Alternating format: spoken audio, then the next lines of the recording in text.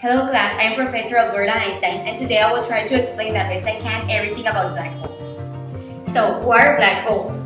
They are a body in space with a large amount of mass compared to its size, whose escaping velocity is equal to the velocity of light, that makes it completely dark and invisible to see by the human eye. First of all, I need to explain what is escaping velocity. Escaping velocity is the speed needed for an object to break free from the gravitational field of another object.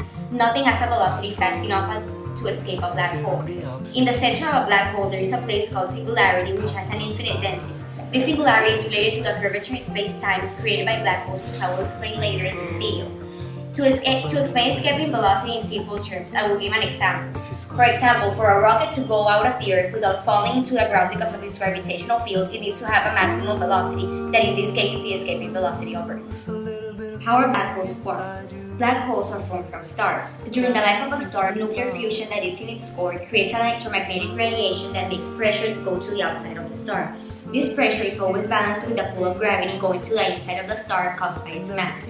When the nuclear fuel of a star is empty, the outward forces of radiation become smaller and smaller, which makes gravity compress the star. And when this star has a minuscule size, its temperature will rise and the fuel that is used will collapse. At this point, everything in the star was compressed into a small point with a lot of density called a singularity.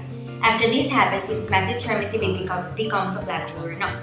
If the mass has a certain size that is compressed into a certain size also, it will become a black hole. So what determines its size and mass? Each object has a unique Schwarzschild radius, and if its size is smaller than this radius, the object will always become a black hole. This is the equation for the Schwarzschild radius. This radius is the radius the object has to have to be compressed in order for it to become a black hole. The bigger the mass of a black hole is, the bigger the ratio it will be. In order to make the Earth a black hole, it would have to be compressed into the size of a mosquito and have the same mass that the Earth has right now.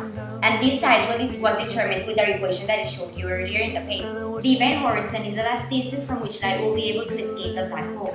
Inside this event horizon, everything will move inward, so everything passing throughout all the black hole will go to the inside. What is gravitational lensing? It is that the space-time around an object, in this case the black hole, is curved, and because of this, the light rays from the background that pass throughout the space-time are bent. This is a video that I will show you about gravitational lensing. We tend to think of space as rigid and stable, but Einstein proposed that space and time are woven together in a flexible fabric. Massive objects like the Sun actually bend and warp the fabric of space-time, creating troughs that smaller objects can fall into. What actually happens is matter warps space-time. So the very space, the three-dimensional space that we walk through, warps slightly. Every time when I walk through space, space around me warps in on me ever so slightly, but because we're not very massive, it's so minuscule that we don't sense it. If an object is massive enough, like the Earth, it will warp space-time so we can sense it and fall towards it. That's gravity. But what happens if an object is much, much more massive than the Earth or the Sun?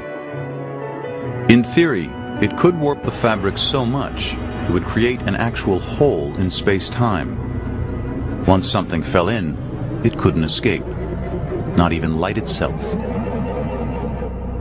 So imagine a place where the gravity is so strong, turning on a flashlight. The light would go up and it would never leave.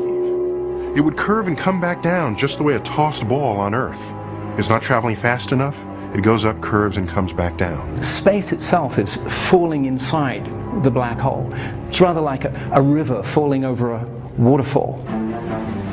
It's like that, except it's space itself that's falling over the cliff.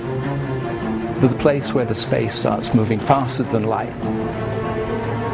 So the light, which is trying to get out, it's rather like a kayaker trying to make their way upstream on a river that's going too fast. They get dragged down to the center of the black hole.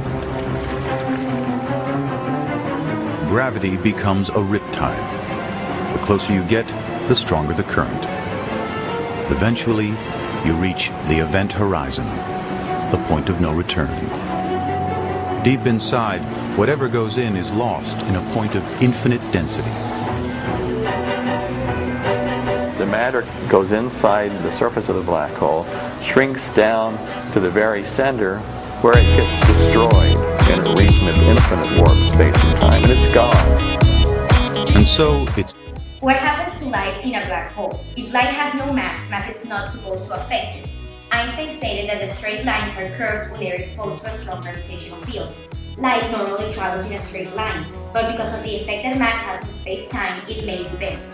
Since light is an electromagnetic radiation that travels through a straight line, when this line is bent because of the space-time warping, light will bend. Students, would you like to know what are wormholes? Yes!